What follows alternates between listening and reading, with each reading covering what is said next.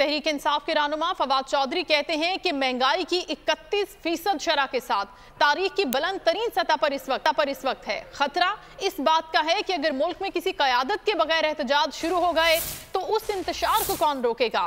PTI के रहनुमा का कहना था कि अभी भी अवाम ने हैरान कुन सब्र का मुजाहिरा किया है, वरना इस मुआशी तबाही के बाद रद्द अमल ना आना हैरान कुन है।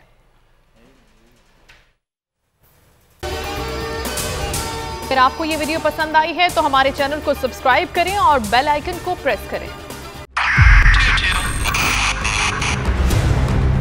2022 बहुत सारे तोहफे भी देखे गया पाकिस्तान की आवाम को। पाकिस्तान की आवाम को एक तोहफा ये दिया कि आवाम को पता चल गया कि पाकिस्तान का मीडिया क्या है। हक और सच का सफर साल 2022 में बोल रहा नंबर 1। हमने बहुत सारे शोज और ट्रांसमिशंस की, पूरा साल मुसलसल जदोजहद में निकल गया कि ये वोट ऑफ कॉन्फिडेंस के पीछे कौन लोग थे। तोड़े रेटिंग के सभी रिकॉर्ड। सोशल मीडिया पर भी सबसे ज्यादा तेजी से 2.4 बिलियन व्यूज का संगे मील अबूर किया।